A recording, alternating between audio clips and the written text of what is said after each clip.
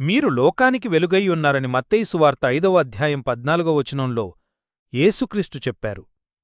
కాని మీ వెలుగు నిజంగా ప్రకాశిస్తోందా, లేక చీకటిలో మిణుకుమిణుకుమనే స్థితిలో ఉందా? ఈ ప్రపంచం అన్యాయం, భయం, నిరాశలతో నిండి ఉంది.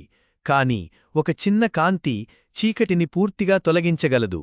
యేసుప్రభూ కాలంలో ఇంట్లో వెలుగు కోసం ఒక చిన్న నూనెవత్తి వాడేవాళ్లు. ఇప్పుడు మనం 0 వాట్ బల్బు వాడుతున్నాం. అలాగే వీధుల్లో వెలుగునివ్వడానికి హాలోజెన్ బల్బు వాడుతున్నారు. ఇక్కడ పరిమాణం ముఖ్యం కాదు, కాంతి యొక్క తీవ్రత, దాని శక్తే ముఖ్యం. మీరు ఆ శక్తివంతమైన వెలుగై ఉన్నారు. పరిశుద్ధాత్మతో నిండిన జీవితం ద్వారా మీరు ఈ లోకంలోని చీకటిని తొలగించగలరు. అపోస్తలుల కార్యములు 10:38లో చెప్పినట్లు యేసుప్రభూ పరిశుద్ధాత్మతో అభిషేకించబడి మంచి పనులు చేస్తూ తిరిగారు. ఆయన డబ్బు కోసం కాదు, గౌరవం కోసం కాదు, కేవలం దేవుని ఘనత కోసమే ఆయన మంచి చేశారు. అయితే ఈ రోజు కొందరు క్రైస్తవులు పగిలిన బల్బుల్లా ఉన్నారు. ఒకప్పుడు వారు దీపాలవలే మండేవారు, కాని ఇప్పుడు వారి వెలుగు మసకబారింది. వారు దేవునికి ఘనత ఇవ్వడానికి బదులు తమకే గౌరవాన్ని ఆశిస్తున్నారు. నిజమైన వెలుగు అంటే ఏమిటి?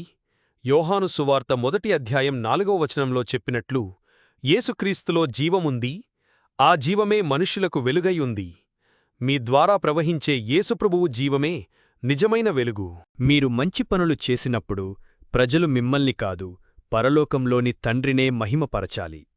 ఒక గ్రామంలో ఒక చిన్న అమ్మాయి తన పొరుగువారికి సహాయం చేసి ఆ రోజు ఆలా తను దేవుని వెలుగును ప్రకాశింపజేసింది. మీరు కూడా అలాంటి వెలుగై ఉండగలరు. యోహాను సువార్త 8వ అధ్యాయం 12వ వచనంలో యేసుప్రభు ఇలా చెప్పారు: నన్ను అనుసరించేవాడు చీకటిలో నడవడు, జీవపు వెలుగును పొందుతాడు. ఈరోజు మీరు ఆ వెలుగయ్యుండండి.